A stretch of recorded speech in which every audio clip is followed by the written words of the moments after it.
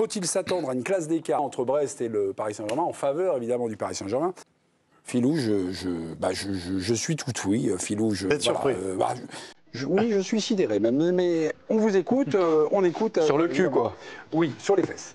Écoutez, on rentre dans la deuxième partie de saison, c'est-à-dire on oublie la phase de poule et on rentre dans ce qui, chaque année, redevient une chape de plomb sur le PSG. C'est-à-dire, depuis 10 ans, c'est cette compétition qu'il faut absolument gagner.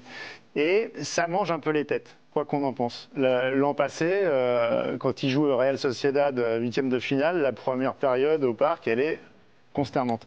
Je pense qu'ils seront un peu rattrapés par ça. Il y a 2 matchs, ils ont tout à perdre, Brest a tout à gagner. Et Brest, s'ils doivent mourir, ce sera les armes à la main avec ce supplément d'âme qu'ils ont déjà démontré en championnat, mais décuplé. C'est-à-dire que genre qui fera 5 cm de plus. Et Brest sera au rendez-vous. Philou, là, vous êtes pris dans le grand direct d'RTL, là, c'est 30 secondes, là, attention. C'est peu. Régis, c'est un oui, à vous de jouer. Bah non, moi je pense que la dynamique est clairement parisienne. On a une vraie équipe de Ligue des Champions qui est le PSG, qui monte en puissance, qui est là où son entraîneur avait dit qu'elle serait en février, qui a l'habitude de ces rendez-vous-là et qui est vraiment une équipe Final Four, quoi. Alors qu'on a vu Brest contre le Real, ils en ont pris 3, contre Barcelone, ils en ont pris 3. Il y a un écart colossal entre ces 2 équipes. Je ne dis pas qu'il y aura 5 buts d'écart à l'arrivée sur les 2 matchs, mais je pense qu'il y aura 2 ou 3 buts d'écart parce que la dynamique et la vitalité du PSG sont telles en ce moment qu'il n'y a pas grand-chose à faire contre cette équipe. Quelle ponctualité, merci Régis. Je salue votre travail d'orfèvre.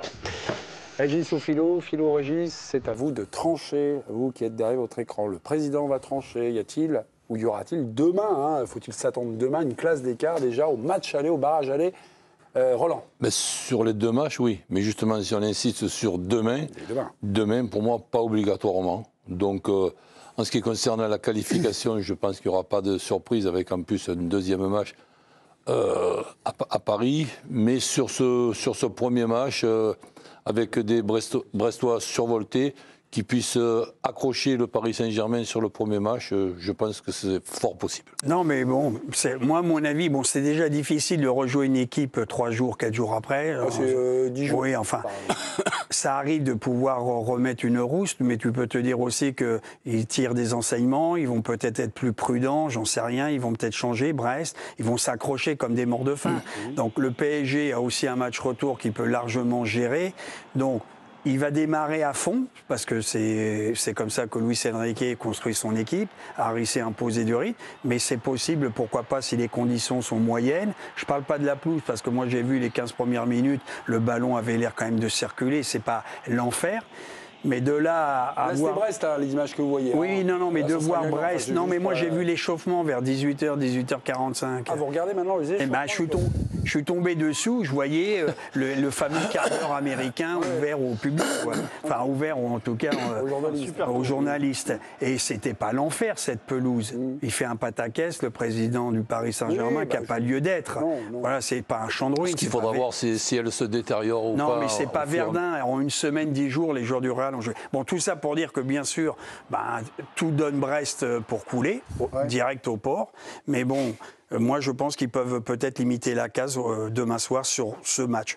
Bon, après, l'issue sur les 2 matchs, on la connaît. Giovanni, vous voulez nous inviter dans ce débat, évidemment. Quelle est votre opinion sur ce débat? Est-ce qu'il faut attendre une classe d'écart dès demain entre Brest et le Paris Saint-Germain? Dès demain, je ne pense pas, Mémé, puisque même sur la rencontre en championnat, il y a 15 jours, il y a 5-2 à la fin, mais c'était un match qui a été compliqué pour le Paris Saint-Germain. Par exemple, j'avais pas vu Pacho en difficulté comme ça depuis le début de la saison, et pourtant il s'est farci de 3 attaquants de grande qualité, notamment Erling Haaland au Parc des Princes. Donc je pense pas que demain on puisse se dire qu'il y ait une classe d'écart. Maintenant, moi, ce qui m'a frappé dans le discours d'Éric Roy, c'est que Éric Blanc a raison de dire qu'ils vont pas se dénaturer parce que c'est une équipe qui va jouer avec ses armes et qu'elle a envie de jouer. Éric Roy l'a souligné, mais il dit déjà, sur 90 minutes, pour avoir un résultat, il faut que Paris soit inefficace. Enfin, il y a plein de conditions, mais sur 180 minutes, c'est pour ça qu'il fait référence à l'excellent Tom Cruise et Mission Impossible, c'est que voilà, très clairement, ça serait plus qu'un exploit énorme. C'est ça qui m'a marqué. Je dis pas qu'ils vont baisser les armes, mais tu sens que c'est beaucoup trop haut pour eux, et moi je serais plus dans le camp de Régis. Okay. Non, plus dans le camp peut-être de Philo. Demain, la Ligue des Champions va un peu, on va dire, faire vriller un peu les têtes parisiennes. Il y a en tout cas ce paramètre-là. Mais pas vriller les Philippe. têtes brestoises, qui ont pris 8 buts cette année contre le PSG. C'est pas une classe, 2 classes, c'est 3-4 classes d'écart. Il n'y a pas photo, quoi. Il n'y a pas photo. Franchement, comme dit Régis, la dynamique parisienne, même Dembélé est à 4 buts par match, marche sur l'eau. Franchement, il y a un collectif incroyable. Ils mettent des roustes à tout le monde. Monaco s'est fait tordre. Brest s'est fait tordre. On a pris 5 quand même, Brest. Et là, vous me dites que peut-être va y avoir un match. Attendez. Ils ont beaucoup ouvert la fin, le critère de Philippe, c'est OK, il s'est passé ce qui s'est passé en. Tout est possible dans le football, c'est ça le critère de Philippe? Non, c'est justement pas ça. C'est l'aspect psychologique de la Ligue des Champions, là où normalement la saison commence à débuter pour Paris. Mais c'est Brest. Brest, c'est remarquable. Brest, c'est remarquable ce que fait Brest depuis maintenant 1 an et demi, parce que Brest, on a même eu peur pour eux en début de saison sur leur maintien en Ligue 1. Bon, ils sont sauvés. Mais là, franchement... mais l'argument de Philippe, il est recevable en soi, parce qu'effectivement, les années précédentes, il y a toujours eu une sorte de blocage ou de marqueur par rapport au 8e et aux phases finales. Mais c'était contre des équipes étrangères. Là, tu joues contre une équipe française qui te regarde comme ça, avec des yeux comme ça, depuis 30 ans. Je veux dire, il y avait qu'à voir les réactions des Brestois quand ils ont su qu'ils jouaient Paris, que ce soit Les Melou, que ce soit tout le groupe. Ils savent que c'est pas possible pour eux de battre Paris sur 2 matchs. Ils le savent. Ce qu'ils ont fait, c'est prodigieux. Déjà d'être là, mais ils n'ont jamais passé le gap. Ils ont fait un partout contre les Leverkusen. OK, ils ont battu le PSV Eindhoven. Mais ce que je disais tout à l'heure, c'est 3-0 au Real, 3-0 au Barça. Et cette équipe du PSG, elle est habituée à ces matchs-là, à jouer à ce niveau-là. Là, on est sur un 8e. Franchement... Éric Roy.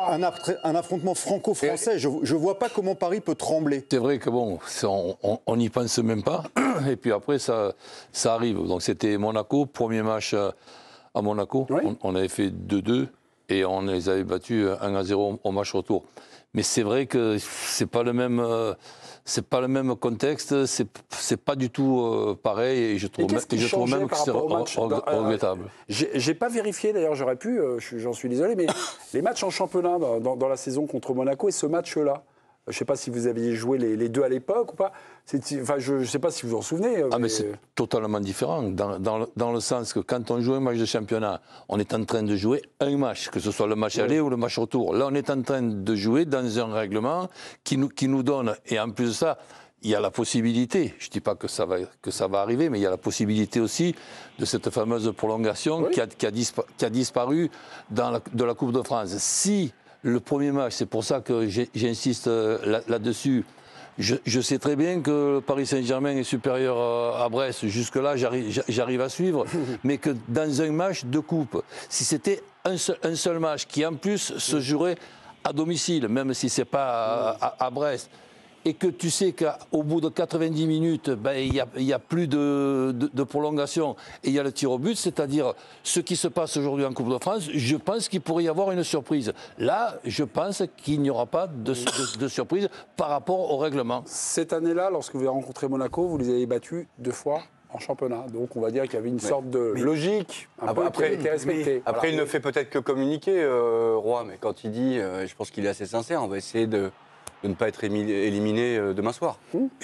Mais moi, ce que j'attends quand même, on verra, c'est que même si Brest a des principes de jeu, on les connaît, plutôt agréables, offensifs, possession, de sortir autre chose.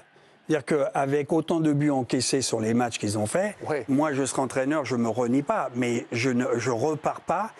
Pas la fleur au fusil, mais avec la même organisation. Ça veut dire que moi, j'espère que Brest, concentré défensivement, va quand même poser et essayer peut-être de jouer autrement. Parce que sinon, ils s'ouvrent aux forces du Brest, avec leurs forces qui sont bien moindres que celles de Monaco, par exemple, ils ont beaucoup plus embêté le PSG que Monaco. Oui. Ils ne vont pas se mettre à faire n'importe quoi. Non, mais j'espère qu'ils ferment. C'est pas fermer la boutique à l'italienne, c'est pas leur culture, mais ils peuvent trouver, je l'espère, et il est assez intelligent, l'entraîneur, de proposer quelque chose qui surprenne. Moi, ce que j'aime, c'est quand même de temps en temps, tactiquement, voir un mec qui amène quelque chose de différent, au moins pour perturber 20-25 minutes.